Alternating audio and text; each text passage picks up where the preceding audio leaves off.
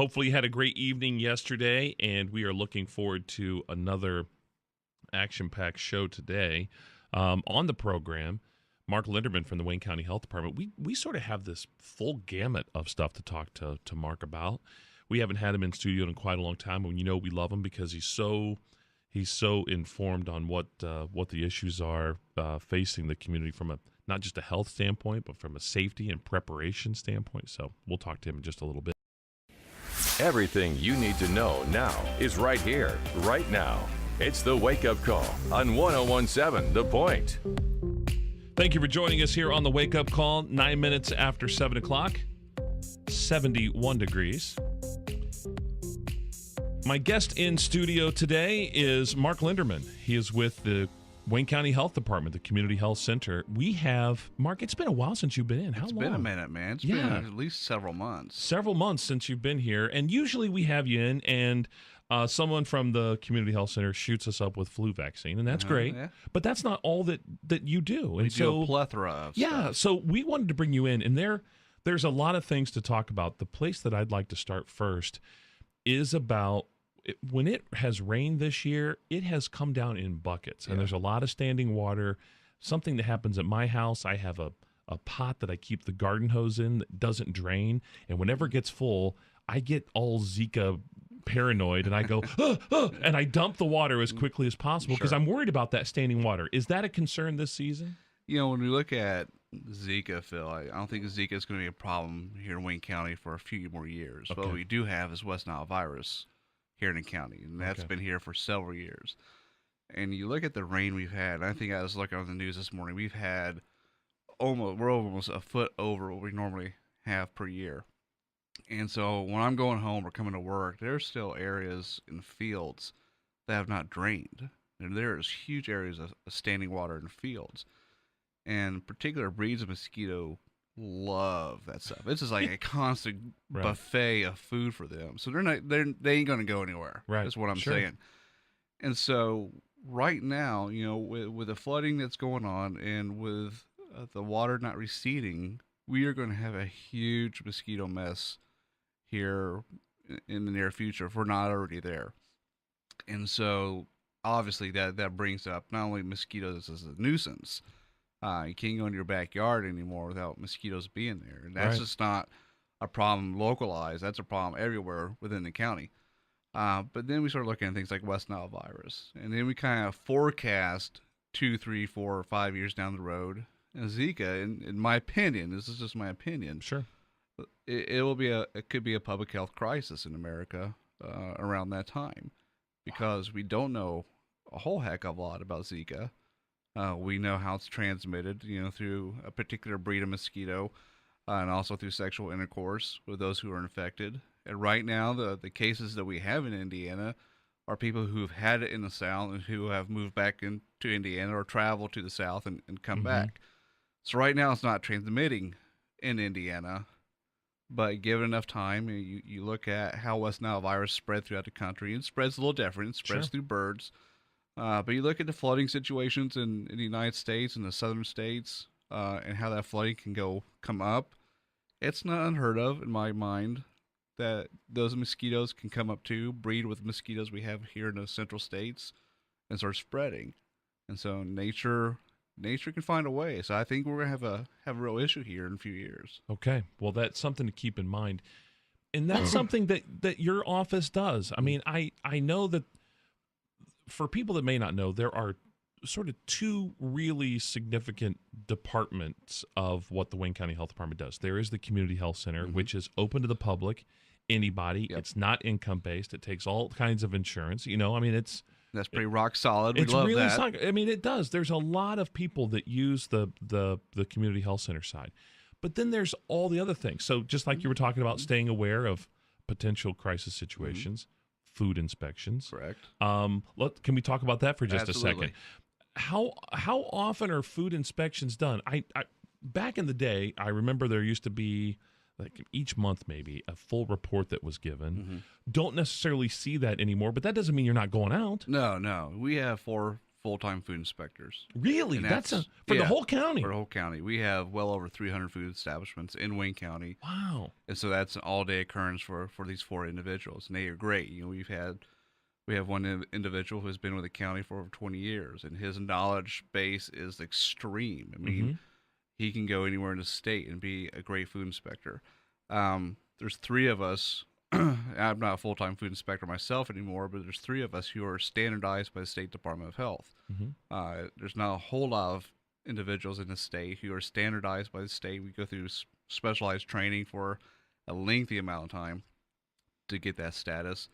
But yeah, it's a full-time job. Well, and we saw some stories elsewhere in the state where some people have gotten really sick eating out, not in the Richmond or Wayne County area, but in Indiana.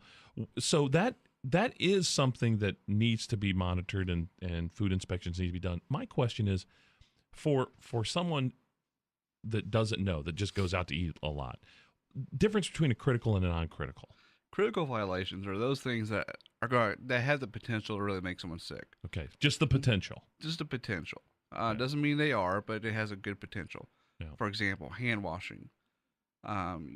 You can just kind of count within an hour, maybe how many times you touch your face. And if you take those unwashed hands and start working with food, or maybe someone goes to the bathroom and you take money. Money is one of the dirtiest things Oh. you can handle. Keyboards and door handles are some of the dirtiest things we can handle. And you and I have been in public restrooms enough to know not everybody washes their hands. And believe it or not, you would think that someone working in food, The reminders are all there. they're all there.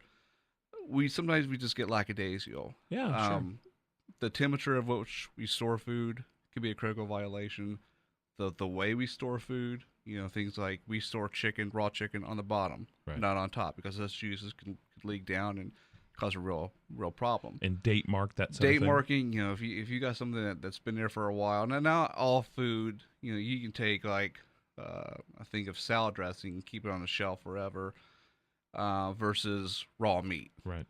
Some things you gotta get rid of after a certain amount of time. But a non-critical is not the potential. It's just, hey, it's just those Gross. things. Yeah. Oh, It's just okay. gross, All man, right. you know? Oh, well, that's good to know. Okay. It's just gross. one of those things that you could lead to something being the Correct. potential. All right. Okay. Yeah, when you look at non-critical, it could be fairly indicative of other health practices. Yeah. And so we just need to keep an eye on that stuff. You are one of the experts in the state, maybe even in the country, with the type of knowledge that you have. By the way, Mark Linderman is our guest from the Wayne County Health Department. They have a great website, great Facebook and social media. You can follow them. I know that they respond quickly to messages, that sort of thing. You have been involved in community preparations for disasters and just being prepared for, being without power for a week, that sort of thing.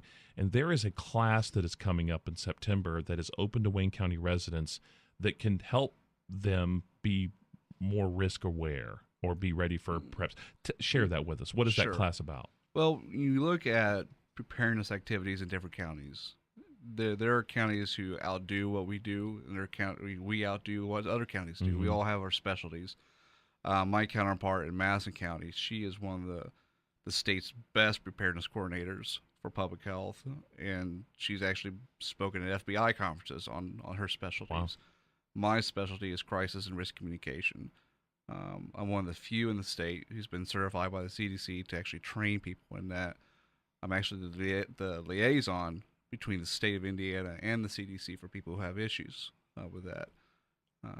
I also work as a consultant for Vantage Point Consulting, based out of Indianapolis, teaching classes for them. Okay. And I also do it for the health department, free of charge, for Wayne County residents. And I do that for Wayne County residents because I obviously have, if I'm a consultant for somewhere in Indianapolis, I had to sign a no-compete. So that's all cool. Sure. Okay. So what I do here in Wayne County is part of my job. And so I'm a firm believer that communication at all levels is probably one of the most vital points to disaster preparedness an organization can have. Okay. It could be a private organization, it could be a public one like we here at the health department. But unless you know how to work with the media and work with your constituents and getting the message out, you could be facing a real uphill battle during a crisis. Mm-hmm. And so what I like to do is train administrators if I can, and that could be schools, Yeah. colleges, faith-based, government, emergency response personnel like sheriff's department or police department. People that have to work with a lot of other their Correct. patients or Correct. constituents, customers are all large amounts of people. Correct. Yeah. And so unless you get that off the gate really quick, unless you start looking at how to reach out to people very quickly and do it right, you could be in a real mess, and your organization could face, like I said, a real uphill battle during a crisis. We use radio and we use the scanner and Speak Out Facebook, Speak Out Richmond on Facebook. Those don't work if you don't have any power. Correct. No, they won't work. You probably need to have a few other steps in place and know what those are. We do. And really, I think the biggest thing, Phil, is, and this is kind of what my thesis was on, last year, getting that message out prior to anything, before the crap ever hits the fan. That's right. You've got to do that. You've got to build that base. Yeah. And rehearse it and practice it. Exactly. And we do see law enforcement, a school shooting, they practice doing those kind of things. But those are less likely than a natural disaster that could take power out or Correct. communications out. And so if you don't have those systems in place, I would imagine that part of that job is also making sure that protocols are similar between police, sheriff, county, city, schools, that all of them are talking the same language. And that's why, most organizations like law enforcement, we have a public information officer. I'm the PIO for Wayne County. Okay. So I speak for all the county Do you agencies. get a badge with that? I wish I did. Wouldn't that be cool? It'd be cool if I got a gun too, but well, that ain't going to happen. No, so. okay. Well, they're not going to do that. They'll just give you a radio. You just get one of those really expensive radios to death. I understand, but I'm just saying, Mark, if you could have a badge that said, "Hello, ma'am, public information officer," so. They might laugh at me anyway. Well, that's okay. When does the class take part? Can we share that information? Yeah, absolutely. Okay. September 14th. All right. Okay. So far at the health department, we're limited to 22 seats. We're at 11 right now. Okay.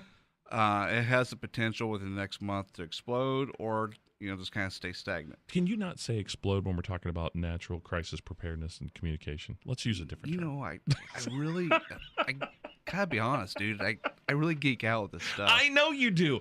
And listen, you have this little thing, the wannabe prepper, which is an idea and a concept that is still adapting and growing, but being prepared is a really big part of what you do. I mean, I'm sure that you have emergency kits in your car right now. I do. Yeah, okay. And at home. And okay, then you have a backpack and you Yeah.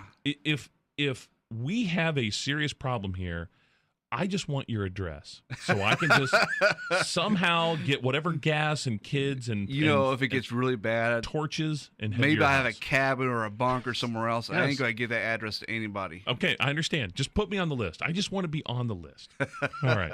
Mark Linderman, we could sit and talk to you all day. There's a lot of different things that the Wayne County Health Department does, and one of the best things that you can do is follow them on Facebook and Twitter and go to the website, which is WayneCountyHealth.com. There you go. All right, Mark Linderman, thanks for being on the show. We appreciate it. Always my pleasure.